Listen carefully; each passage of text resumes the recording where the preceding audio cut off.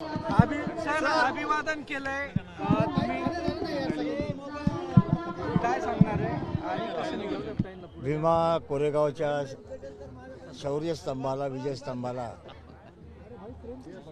207 वर्षाचा इतिहास आहे. 207व्या शौर्य दिनाच्या निमित्तानं 1 जानेवारी 1818 मध्ये पेशवाईच्या विरुद्ध लढला गेलेला हे युद्ध ऐतिहासिक अभूतपूर्व युद्ध होतं. 500 सैनिक यांनी हा इतिहास घडवला. त्यांच्या बलिदानाला, त्यांच्या शौर्याला अभिवादन करण्यासाठी दरवर्षी मी या ठिकाणी येत असतो. 1 जानेवारी 1981 मध्ये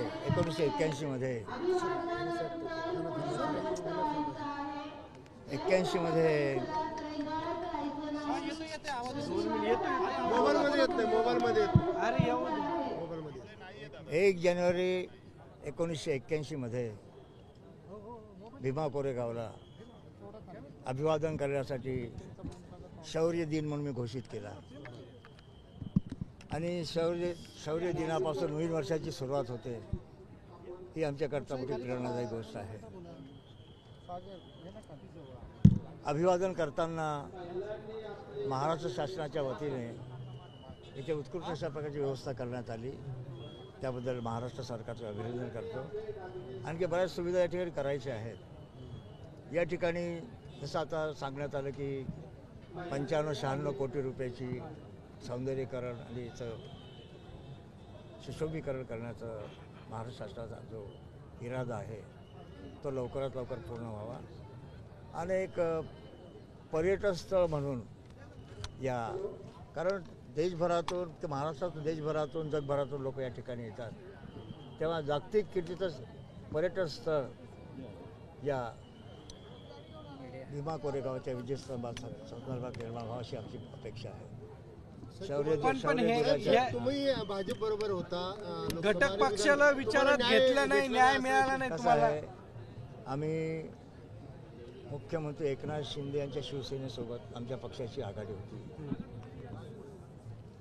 आणि मग ती महायुती झाली. त्याच्यामध्ये भाजपही आहे, अजितदादाचा एक पक्ष आहे, राष्ट्रवादी काँग्रेस.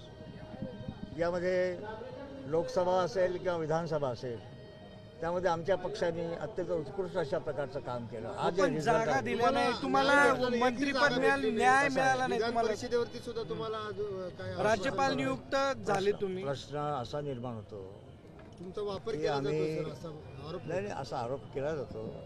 पण आमचं एक माफक अपेक्षा अशी आहे की महायुतीचे घटक पक्ष असल्यामुळे आमच्या पक्षाला सत्तेमध्ये योग्य प्रकारचा वाटा मिळाला पाहिजे आमची अपेक्षा आहे. आता जेमतेम सरकार निर्माण झालं, बघू आता मिळेल. अपेक्षा आहे का मिळेल तुम्हाला? आमच्या पक्षाला कमीत कमी एक विधान परिषद सदस्य मिळावा आणि एक मंत्रिपद मिळावं अशा प्रकारची आमची अपेक्षा. पण तुम्ही आता बोलले की सरकारने एवढा सगळा निधी दिला, तर काही माझे आमदारच समोर आहेत, त्यांचं म्हणणं आहे की एकही रुपया अजून इथं आलेला नाही. काय म्हणतो आता ते तुमचे मंत्री महोदय, माजी मंत्री सांगत होते ना, घोषणा होती. मला पहिल्यांदा कळलं की त्या 96 कोटी रुपयाचा निधी याकरता दिलेला आहे. आता तो निधी कुठे गेला, त्याचं काय होणार,